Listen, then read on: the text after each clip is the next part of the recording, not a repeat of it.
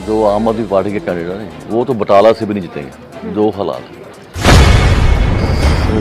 सुखजिंदर रंधावा का डेरा बाबा नानक भी बीजेपी जीत के आएगी। कटारू चक अपना गांव भी जो है ना वो भी हार जाएगा।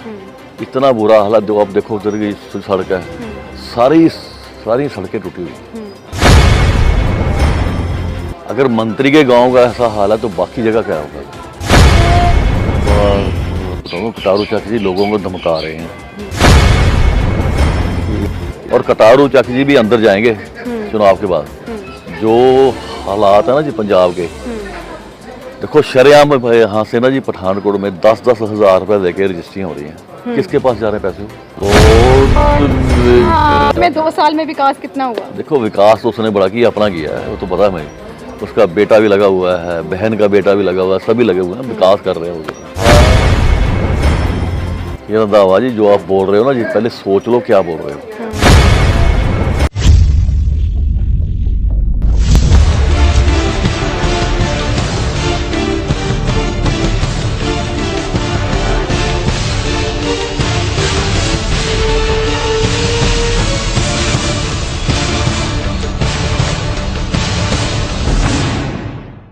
नमस्कार दोस्तों, स्पीड नेशन पंजाब में एक बार फिर से मैं पूनम आप सबका स्वागत करती हूँ। आज हमारे साथ जो है गुरदासपुर लोकसभा हलके से भाजपा के उम्मीदवार दिनेश सिंह बब्बू हैं।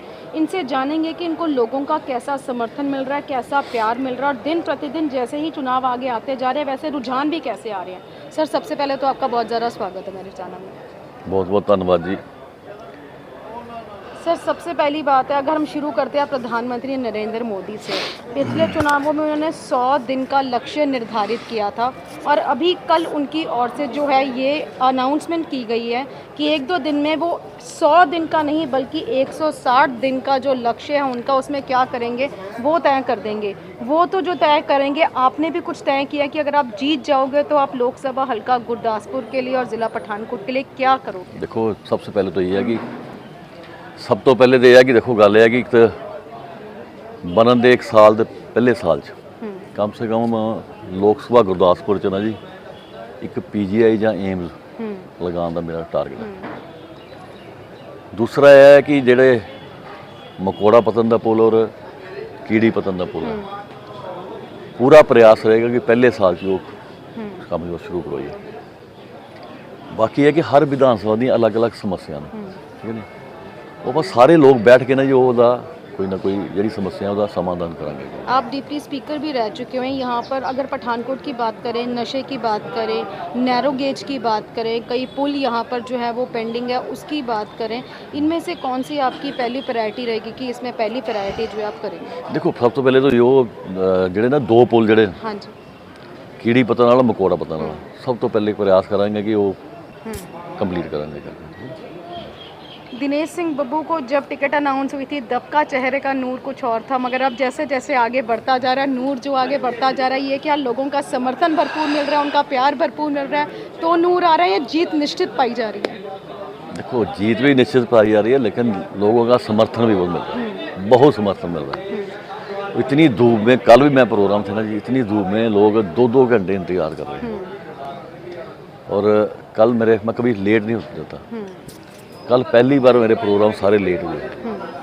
कैसा रुझान जो है वो दिन प्रतिदिन बढ़ता जा रहा है? अगर पहले की बात करें तो कहते हैं कि भाजपा जो है अंतिम चरण पे, अब भाजपा जो है सबको पिछाड़ती हुई खुद आगे होगी है जैसे जैसे समय जो है नज़दीक आ रहा है। तो क्या लगता है कि आपका कंपटीशन जो है किसके साथ रहेगा?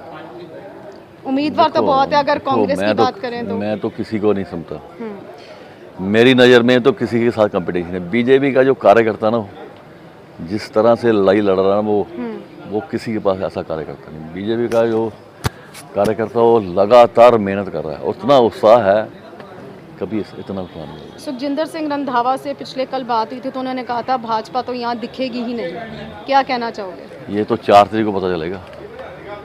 सुखजिंदर रंधावा का डेरा बाबा नानक भी बीजेपी जीत के आएगी, ये बात मेरी नोट करना। आज जितना वहाँ पे नशा है ना जी, डेरा बाबा नानक बोलो, जितना वो वहाँ पे एक गांव है, वहाँ उसमें 14 नौजवानों की जो है नशे से मौत हुई है। लोग इतने तंग हैं वहाँ के, कोई काम नहीं हुआ वहाँ पे करके। शहरी कलसी को कहाँ देखते हैं आप, आम आदमी पार्टी को कहाँ देखते हैं? अगर बटाला की बात करें तो ये रुझान सामने आ रहा है कि शहरी कलसी जो है बटाला से ही शायद उनको हार का मुख देखना पड़े, इसमें कितनी सच्चाई है? देखो, जो आम आदमी पार्टी के कैंडिडेट हैं वो तो बटाला से भी नहीं जीतेंगे, जो हालात है, क्योंकि लोग उनसे पहले ही बहुत तंग हैं। बटाला में भी भाजपा का पहले नंबर पे आएगी। दीनानगर, बटाला, मतलब पोआ, सुजानपुर, पठानपुर और गुरदासपुर, यहाँ पे बीजेपी पहले नंबर पे। यहाँ तक कि कादिया में भी बीजेपी पहले नंबर पे आ रही है। तो जो ये कहते थे कि पठानकोट, जिला पठानकोट भाजपा का गढ़ है, मगर गुरदासपुर जो है जीतना नामुमकिन है। अब आप जगह जगह जा रहे हैं, लोगों से मिल रहे हैं, रैलियां कर रहे हैं, तो क्या लगता है कि गुरदासपुर में कितने प्रतिशत आपकी जो है जीत सुनिश्चित हो सकती है? देखो, पठानकोट जिला भी जीत रहा है, गुरदासपुर जिला भी जीत रहा है, कोई मुश्किल नहीं आएगी। जितने प्रोग्राम मैंने किए किसी ने नहीं किए। दीनानगर में दीनानगर में मैं खुद 30 से 40 प्रोग्राम करके आया हूँ, क्योंकि मेरे पास समय बहुत था, तो पहले मैंने लगातार दीनानगर ही शुरू किया था। अगर बात करें भोआ की, तो पिछले एक दिन पहले आप भोआ गए हैं वहाँ पर, तो वहाँ पर भी लोगों का काफ़ी भरपूर समर्थन, इवन जो गांव कटारू चक है वहाँ पर लोगों का भरपूर समर्थन भाजपा को मिल रहा है। और ये देखने को आ रहा है कि कैबिनेट मंत्री का खुद गढ़ हो और वहाँ पर विकास कार्य ना हो, इसमें कितनी सच्चाई है? देखो, मैं कटारू चक गाँव गया था ना, वहाँ पे भी बहुत लोग इकट्ठे हुए। कटारू चक अपना गांव भी जो है ना वो भी हार जाएगा। इतना बुरा हालत, जो आप देखो उधर की सड़क है, सारी सड़कें टूटी हुई, कोई सड़क नहीं है जो बनी है। अगर मंत्री के गांव का ऐसा हाल है तो बाकी जगह क्या होगा? सर, एक चीज़ भी सामने आ रही है कि जब आप वहाँ पर गए थे तो ये सुनने को आ रहा है कि कटारू चक जो है वो लोगों को ये बोलते दिख रहे हैं कि आप बीजेपी की और ना जाएं, बीजेपी के रैलियों में ना जाएं, इसमें कितनी सच्चाई है, क्योंकि आप वहाँ पर होके आए? देखो, मैं एक बात बताऊँ, कटारू चक जी लोगों को धमका रहे हैं कि हमारी सरकार है। ये सरकारें सुगुरे थोड़ी दिनों को लिए हैं। वो जैसे जो देखो, लोगों को राइट है वोट डालने का, क्योंकि लोकतंत्र देश है। जैसे वो बोल रहे हैं कि हमारी सरकार है, इसका मतलब क्या है? और कटारू चक जी भी अंदर जाएंगे चुनाव के बाद। जो हालात है ना जी पंजाब के, देखो शरेआम यहाँ से ना जी पठानकोट में 10-10 हज़ार रुपये देके रजिस्ट्रियाँ हो रही हैं। किसके पास जा रहे हैं पैसे? कटारू चक यहाँ से मंत्री हैं, उनको नहीं पता क्या हो रहा है तहसील में? आपको ही पता है ना जी। 10-10 हज़ार, 8-8 हज़ार रुपया रजिस्ट्रियों को ले रहे हैं। और ये कहते हैं कि हम भ्रष्टाचार खत्म कर रहे हैं जी। तो भ्रष्टाचार तो खत्म कर रहे हैं। 10-10 हज़ार, कभी सुना था आपने? 10-10 हज़ार रुपया मरले का ले रहे हैं। तो ये तो शर्म हुआ है, करप्शन। और कैबिनेट मंत्री ये कहते हैं कि हम बहुत विकास करवा रहे हैं, हमने बहुत ज़्यादा विकास करा है। क्या लगता है आपको जिला पठानकोट में 2 साल में विकास कितना हुआ? देखो, विकास तो उसने बड़ा किया, अपना किया है, वो तो पता है हमें। उसका बेटा भी लगा हुआ है, बहन का बेटा भी लगा हुआ है, सभी लगे हुए हैं, विकास कर रहे हैं। ठीक है, इस बारे में कहेंगे और आगे बात करेंगे कि कैसे रुझान जो है भाजपा को आ रहे हैं, और क्या लगता है आपको कि कितना समीकरण रहेगा?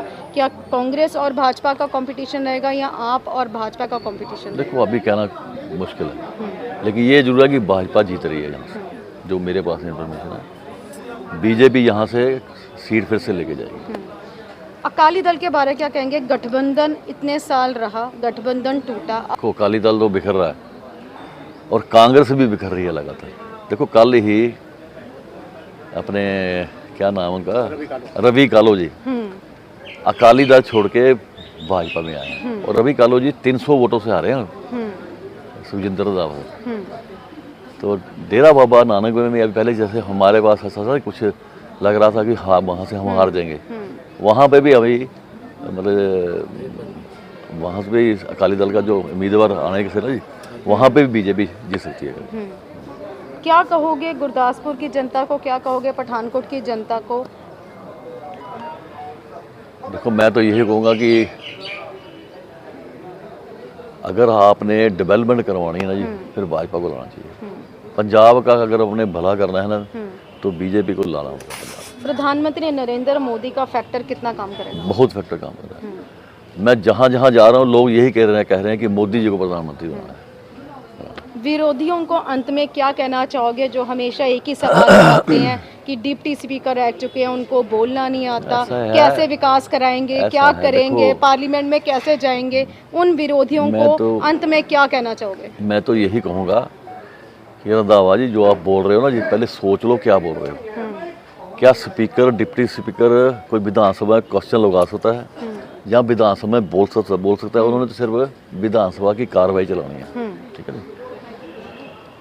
अगर किसी से आप पूछ सकते हो, किसी से पूछ लो। ना विधानिक पोस्ट है, ना स्पीकर बोल सकता है, ना डिप्टी स्पीकर बोल सकता है।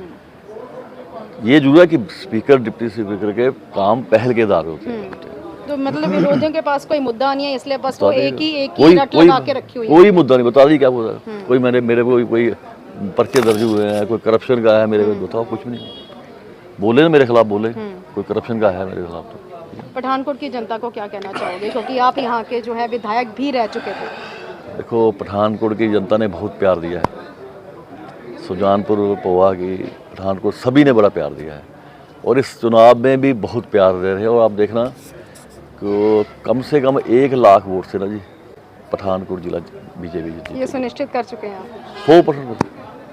तो ये थे दिनेश सिंह बब्बू हमारे साथ, जिन्होंने कहा कि विरोधी चाहे जितना मर्जी बातें कर लें, जितनी मर्जी एलिगेशन लगा दें, मगर अंत का रिजल्ट जो है वो यही निकलेगा कि भाजपा जो है लोकसभा गुरदासपुर से भारी बहुमत से जीत हासिल करेगी, क्योंकि लोगों का समर्थन जो है वो भाजपा के साथ है।